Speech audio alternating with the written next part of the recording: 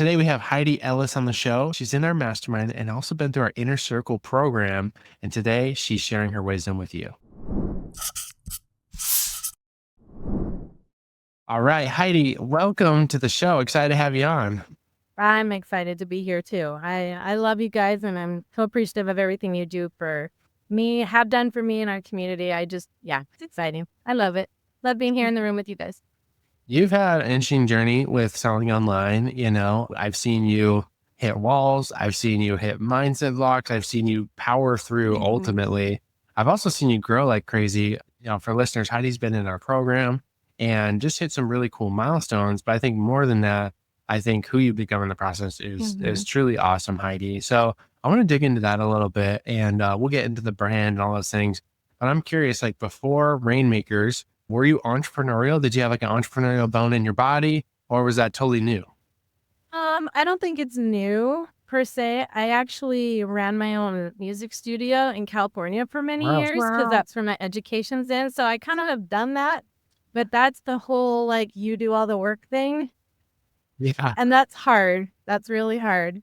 So I've done a few things here and there, but never just the path that my family's been on. They never kind of stuck because I either didn't have time or it was the wrong season or whatever. Yeah, no, that makes sense. I mean, brick and mortar, that's no joke, right? Like you got to get the Yeah. building, the rent. Now you're hopefully paying employees to run it, but most of the time you're running it yourself. Did you find that to be the case with the music store? Was it kind of taking all your time or? With that, I didn't have like the physical location. I just did it out of our home, but it was all me teaching all the lessons all the Yes. time. And so that is time, tons Yeah. and tons of time.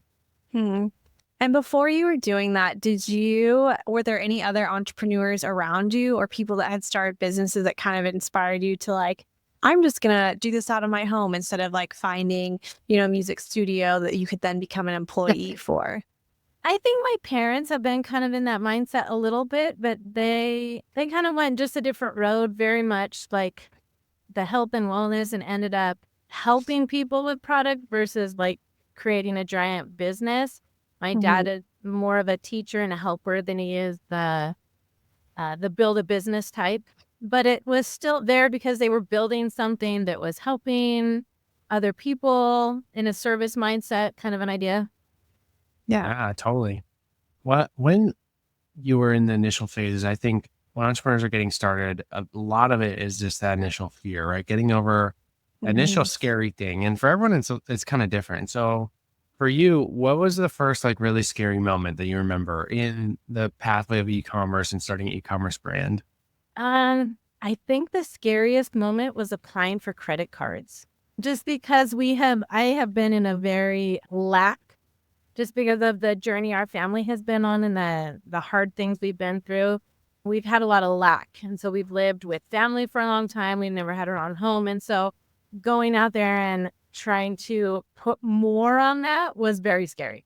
But I remember a training that you did a week before I did that, and you were talking about making quick decisions. And I had been like agonizing over that whole thing for like weeks and weeks. And finally one day I was like, okay, I need to stop doing this and start making quick decisions. And so that day I applied for like 4 credit cards and did it because, when you apply for them all on the same day, they don't check all your credit in the same day, right? And so I got all 4 and was able to, finance everything that I was doing. It was awesome. Wow. So that's how you got the business like off the ground, initial inventory order, everything on the credit cards. Yeah. Wow. Yeah. That's awesome. I mean, I know I didn't have any capital coming in. It was just anything that I could pull in that way. Yeah, totally. And I know we have kind of a spectrum of credit card opinions in Rainmakers. And that's definitely, it can be a really scary way to do it, because you're kind of like, all right, like I got to make this thing work or I'm going to pay these things back. So you applying for the credit cards is scary. And then I'm sure using the credit cards, right? Buying inventory, all that type of thing. Tell us about that first maybe breakthrough or aha moment in the journey. Like whether it was with product research or something like that. What do you remember kind of in that first, I don't know, 3 months, 6 months was kind of like an aha moment for you?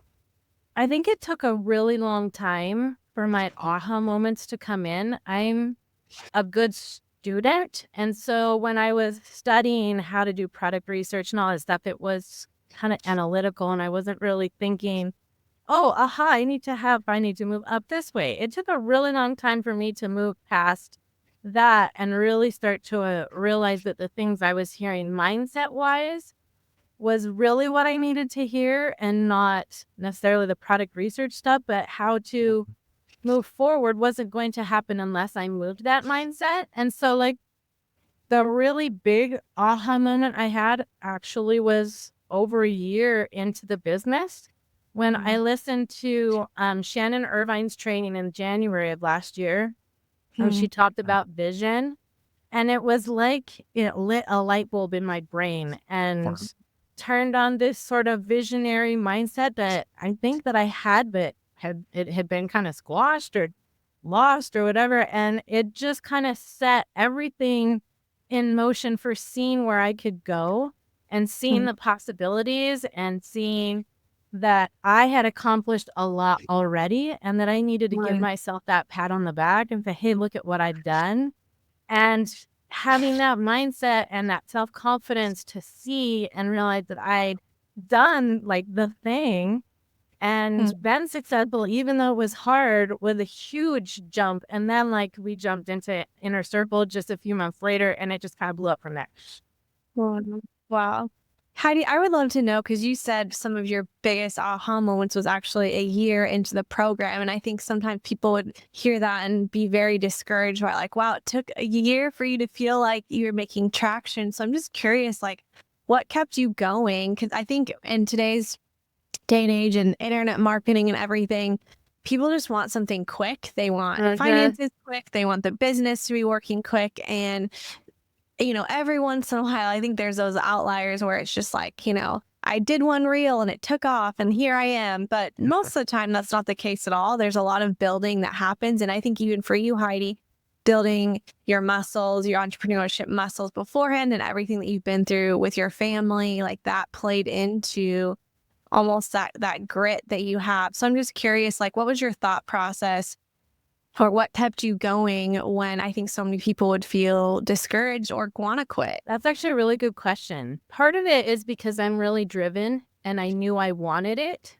I just didn't have the vision for it at that point. But because it was so slow, it was just one thing after another. It was just kind of the move the needle. It's, I can do this. Let's do this today. Let's do this. And I had a slow journey. It took me a year before I launched my first product. And in hindsight, though, even though it took me so long, I was really grateful for that, because it allowed me to really know what I was doing when I launched it, to really have a fantastic listing, to have fantastic photos, to have just everything set up the right way. And I think it's really easy to want it so fast that you get it done fast, but it's not the best that you could do. And sometimes spending that time to make it the best helps you in the long run. Like in this season that I'm in right now, because I set it up right the first time, instead of just trying to get it done fast, my business has been running on autopilot and it's been doing fantastic. And it's because I did it right the first time, right? There's a lot of that just get it done quick in our society and that mindset. And I think perhaps my music training kind of helped that it takes time and practice and over and over and just doing that. And so it was just keep moving forward, one step at a time, 1 foot at a time, and just do one thing and do it right. And I went, after I had it done, then I learned something and went back and changed it even before I launched. And so I have launched with really great listings and they did great right off the bat. They're still doing great. And I haven't really changed a whole lot with some of them, actually. So yeah, it's that just having patience with the process and realizing that it is a process and you can't hurry the process. You have to go through the process to get it done right. That's kind of how I feel about that. That's awesome, Heidi. That's such good wisdom right there. Is just, and I love how you brought in like your musical training of just like, well, you have to practice every single day, I would imagine. Same thing that you were probably telling your students. And then that evolution of like, you you finally are able to like play the music, and you're, while you're sleeping and not thinking about things. And I can relate a lot with that, with even when I learn new things, specifically like, I mean, feel like with anything new I learn, it feels like in the moment, it takes me longer to catch on. I remember that with photography. It's like, or any hobby I've ever taken, it's just like, I just carry that thing around with me everywhere. Like, you watch that with our kids, even when they're learning to ride a bicycle or learning to play basketball, they almost become like obsessed with that thing. And you see them practicing over and over and over again. And then it finally clicks and they get it. And then they don't need training wheels and they can go right off with their friends on their own. What I would see from the other people who came in at the same time I did, and they're launching and they're doing great stuff. And I'm still like halfway through the process and be like, man, I wish I could be them. But that was something that I had to do too. I had to experience that I wish I could be them so I could realize, no, wait, I don't want to think that way. There was a lot of mindset shifts for me along the way and realizing those small things. And it took me hearing them over and over and over again. It's not a one-time thing with mindset. You have to hear it over and over again. And because I'd been hearing it that long, when I listened to that training in January with Shannon, everything that I had learned just kind of all came together, right? Because I had been hearing it for over a year. And I really think that's a huge thing with mindset, that you have to listen and you have to hear it again and again and again. It's never a one-time thing. I mean, I wish it was, but it's not. I think I would love you to speak on that a little bit, like kind of not falling into comparison. Because I think that's something that, especially we're doing a lot of this in community, right? So whether you're listening to this, you're in our community, or maybe you're doing entrepreneurship, but you're looking on Instagram and seeing people do whatever. Yeah. How do you not fall into comparison? Did you have anything like, or routines? It's really hard. That's a really hard thing, especially because our society is such a comparison society, and it's so easy to just fall into that trap.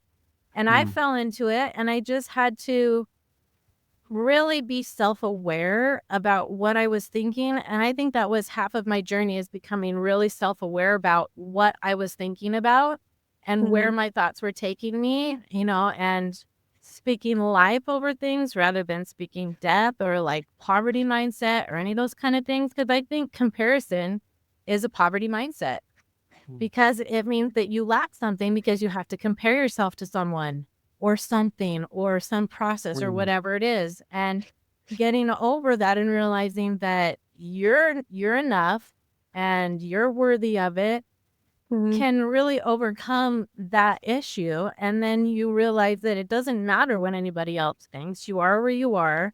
Even now in this slow season in my business right now, because I'm focusing on helping family, I have to realize that it's okay in this season that it's slow, and that we're never going to have all like go, go, go, go, go like I did last year. I pushed all last year.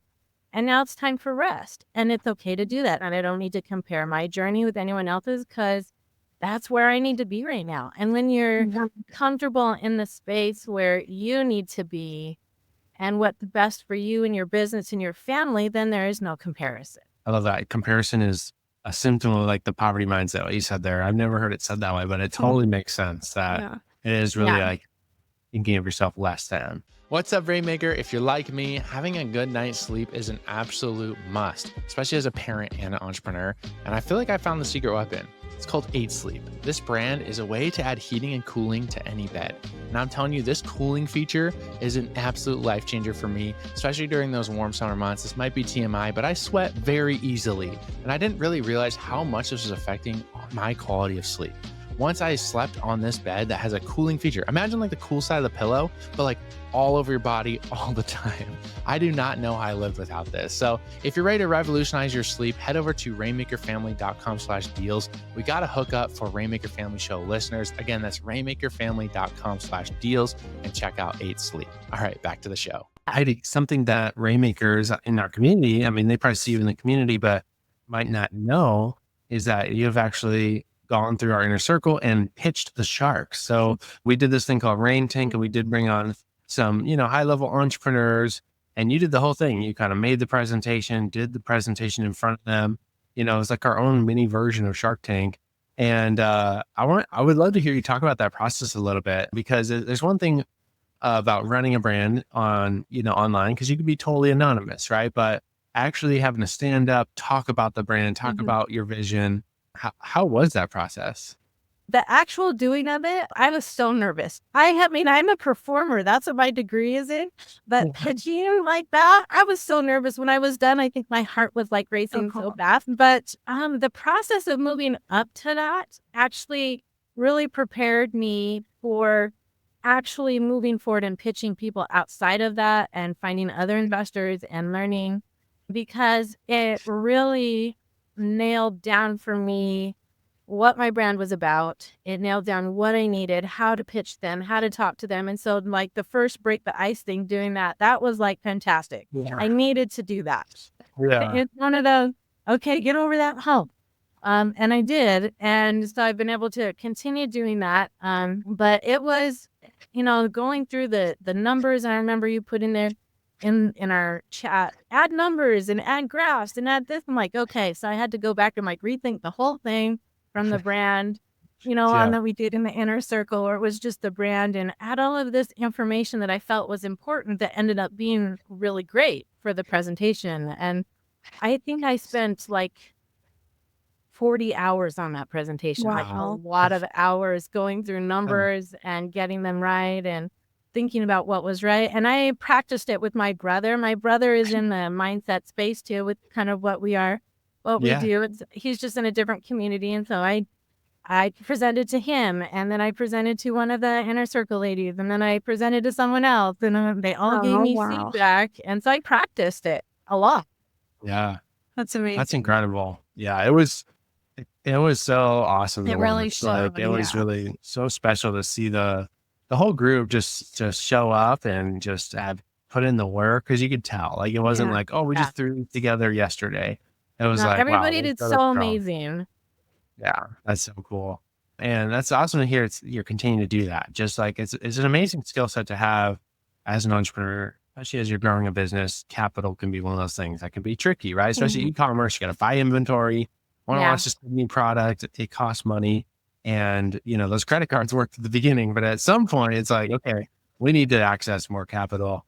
So that's an amazing skill set. I'm proud of you for learning that and continue to work that muscle. So and how does that look for you now? Because I know before we started recording, you're like, I'm actually like, the Shark Tank was kind of like that catalyst, and you're still like pitching people. So just talk to me a little bit about that, because I think like people sometimes don't realize that they can actually, like, they can, and we have had Rainmakers do this in the past, even joining the mastermind or whatnot. Like, you can find people who want to invest in an e-commerce brand but want to be hands off. So how have you gone about that? Like, even just finding people that you might think will be remotely interested in learning more about what you do.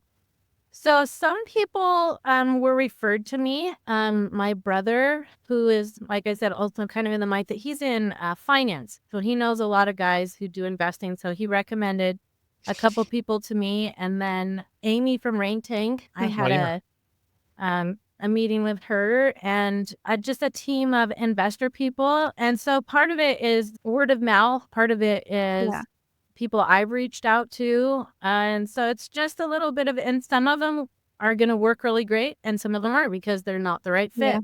And because it's my business and I want to bring in the people who are right for it, who will support my vision and my goal of that. So it's not like, oh, just bring in the money as fast as you can. No, because it's not just about the money. It's about the vision of the brand itself. And if they can't support that, then they don't need to be an investor.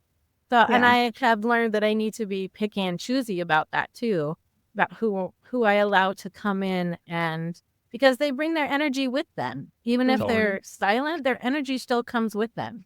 And so I, just been really choosy about who I bring in. Yeah, absolutely. Yeah. I would love to hear some of your like vision and what you're dreaming of for your brand. I know you're in a season of like where you aren't focused as much because you've been able to build this business and really dialing some things with your family, which I think is so important and cool. But what are some of the things that you are dreaming about or love to see happen with your brand?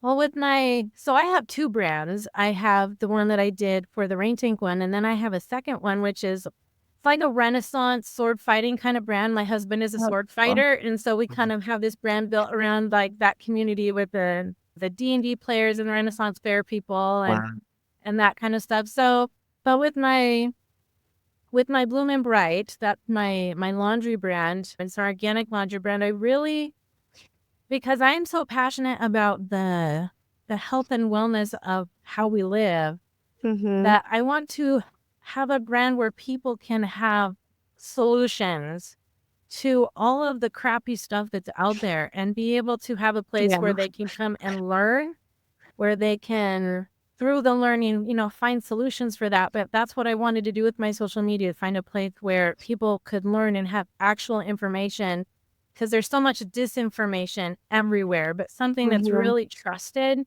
that can help people with solutions of changing things up in their laundry room, being less chemical, more all natural, and having all different kinds of things.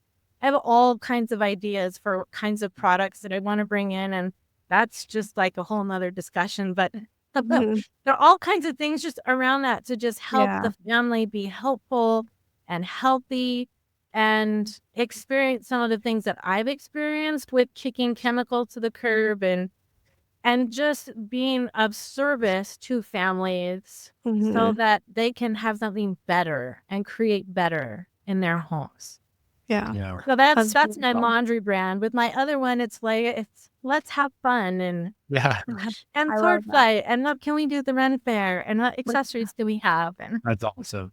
Yeah, I didn't know the connection because I'd seen that product and I was like, is that just like a random thing she found, or was there some connections? That's fun to hear that your husband is a sword fighter and you guys are into that world, because that's really fun when you find niche products like that are really like, it's when you look at the grand scheme of the world, it's a smaller community and those communities can be really tight, and there's a lot of word of mouth marketing that can happen and sharing, and it's a lot of fun. So yeah, when we went to the Renaissance fair, we took our boys for the first time this year as part of their schooling, because I homeschool them and we're doing a medieval unit, and so we went to the Renaissance fair and we talked to all the vendors to see if they wanted to do wholesale, and so many were interested in that. wow. So next summer could be a really big thing for that with wholesale. That's That's amazing. epic. That's really cool. I know. I'm just thinking like all the fairs all the over. Renaissance right?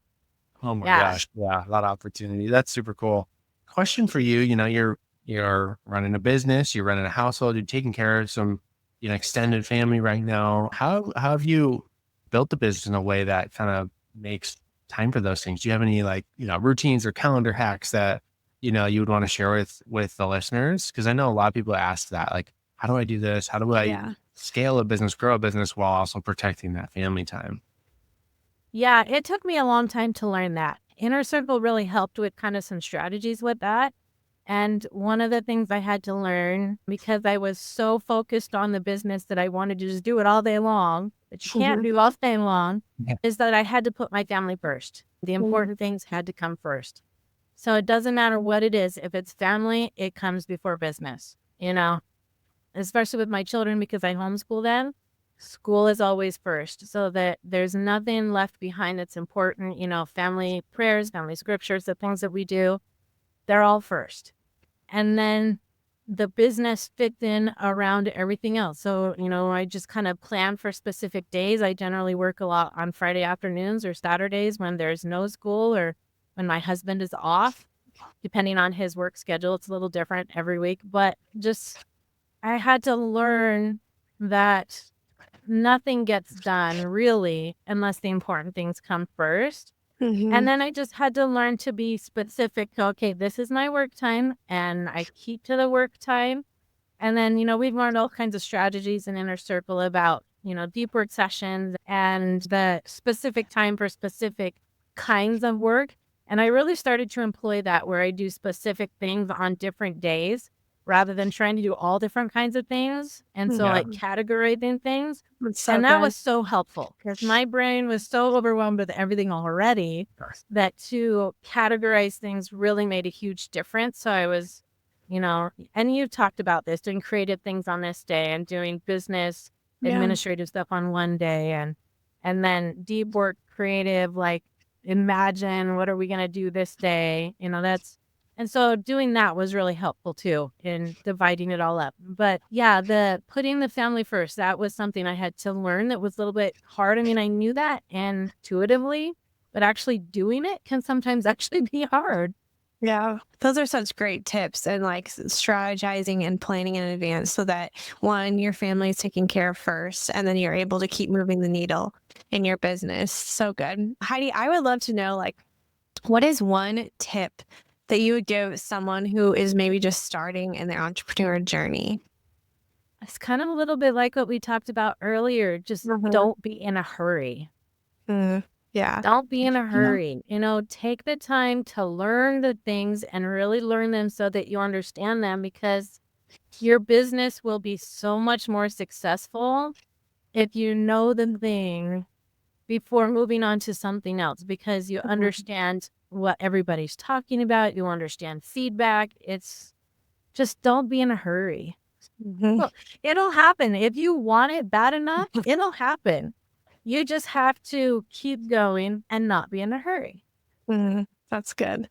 What a beautiful reminder for whether you're an entrepreneur or not. Like, just don't be in a hurry, or so much in a hurry of like driving from one place to another. I think of that with like the boys, like, all right, we got to hurry, got to get in the car, we're running behind, and just what a beautiful reminder of like, how can I not be in a hurry today?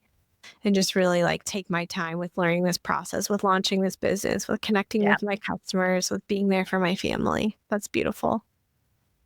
Heidi, where can people connect with you online? Like if they want to check out the brand or anything like that, what's the best place to send people to?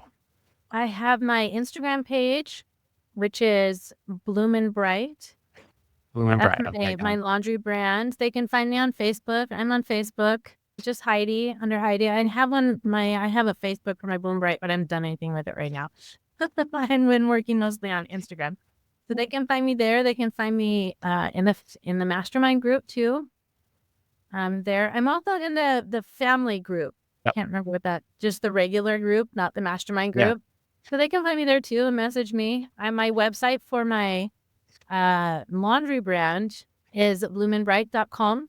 So they can find me there too.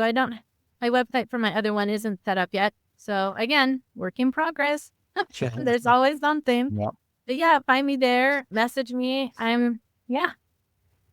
Awesome. Thank you, Awesome, Heidi. Well, thank you so much for being here. Yeah, Inspirational story of it's great to chat. Yeah, the real life entrepreneurship journey. So thank you for being here. And thanks for listening. We'll see you on the next episode of the Rainmaker Family Show. Thank you for listening to another episode of the Rainmaker Family Show. If you're not a part of our mastermind yet, I want to say I think you're missing out. Our heart here at Rainmakers is to create total abundance for you.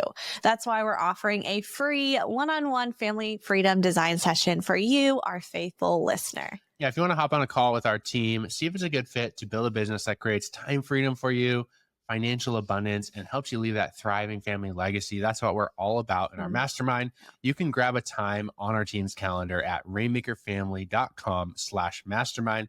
Again, that's rainmakerfamily.com/mastermind.